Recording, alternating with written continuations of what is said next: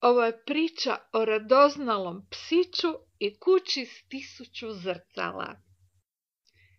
Bio jednom jedan mali, radoznali, veseli psić. Dočuo on da u nekom gradu ima kuća s 1000 zrcala. Kuća s 1000 zrcala, moram to svakako vidjeti. I krene radoznali psić na put. Dugo je putovao, cijelu zimu, cijelo ljeto, svašta je vidio putem i bio je sretan. Jednoga dana napokon stigne u grad u kojem je bila kuća s 1000 zrcala. Odškrine vrata i zaviri unutra. 1000 malih radoznalih psića gledalo je u njega. Mahne repićem, a 1000 psića također mahne repićima. Glasno se nasmije, a 1000 psića ne smije se s njim. Naigrao se do mile volje i uživao kao nikad u životu. A onda dođe vrijeme da krene doma. Na izlasku iz gradića u kojem je kuća s 1000 zrcala naiđe na nekog lijenog i mrzovoljnog psa koji se dosađivao.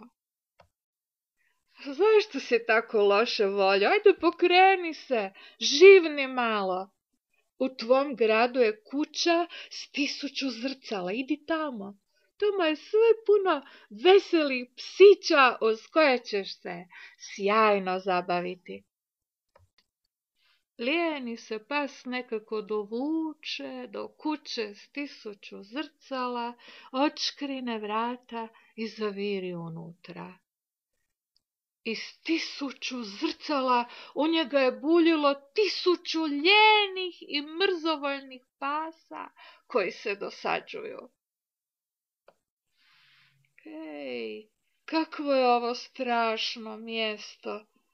Zašto svi ovi ružni psi bulje u mene?